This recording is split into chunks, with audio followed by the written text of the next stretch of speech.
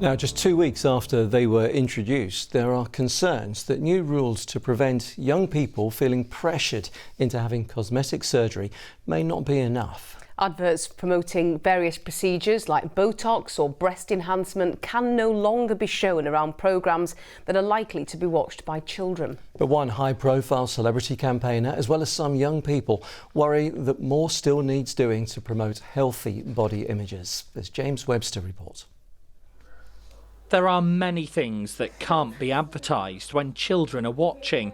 It started with smoking. More recently, it was sugary and fatty foods. Now, it's a range of cosmetic procedures and products. We men tend to put things off, especially when it comes to hair loss. There's nothing wrong with any of the items in these commercials, and they're perfectly legal to show around programmes aimed at adults. Not sure which teeth whitening product is right for you?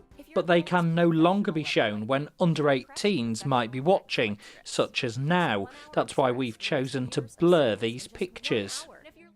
It's because of the impact it can have on young people like these we've been speaking to. The adverts pick perfect models and they set a body image that it makes out like people should follow that, but not everyone's the same. There's so many unrealistic pictures on TV and social media that it just encourages them to compare themselves to other people, and then they get upset that they don't look that certain way. Social media plays a large influence on young people because they look up to their idols and all these models they see online that look the exact same, and they feel pressure to look exactly like that.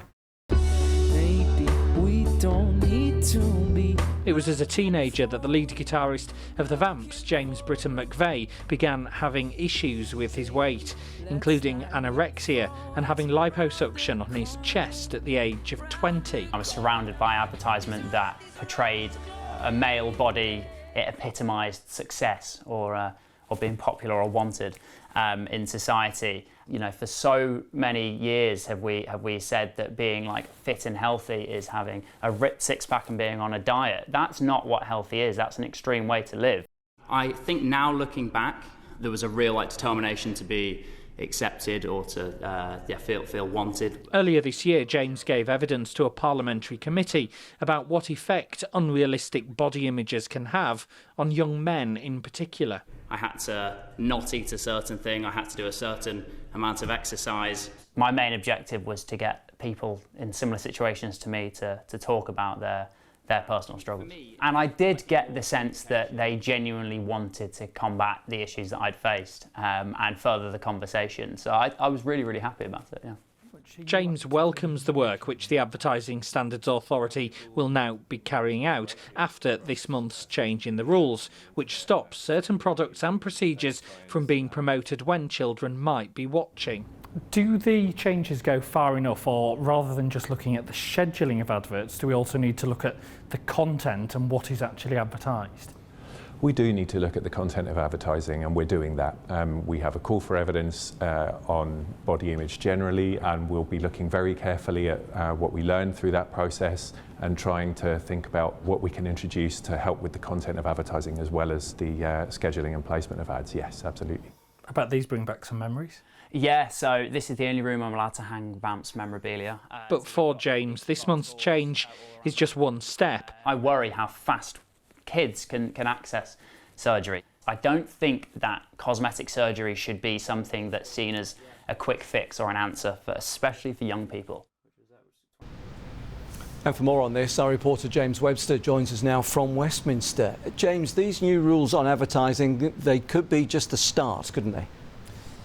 Yeah, very much so, Ian. I think you just have to look at what those young people in my report there were saying. Many of them do feel the pressure over how they look. And we also saw James Britton McVeigh from the Vamps there giving evidence to the Health and Social Care Committee here in Westminster, and that committee is now gathering more evidence. A survey has been started which is asking people what effect body image is having on their physical and mental well-being and whether or not they've sought support from the NHS. It's also inviting people here to give more evidence. One of the MPs on that committee is Laura Trott, who campaigned for the change in the law which led to the advertising changes.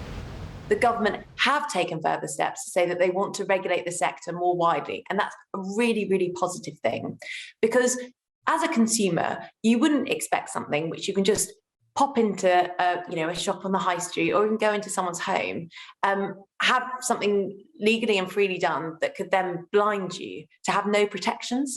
And that is also why I think these regulations have been welcomed across industry.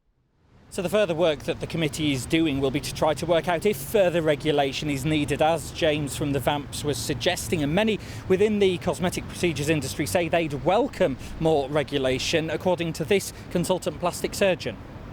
This bill was pushing an open door. Protecting under 18 sounds obvious, and there's going to be very little resistance to it from practitioners or from the public.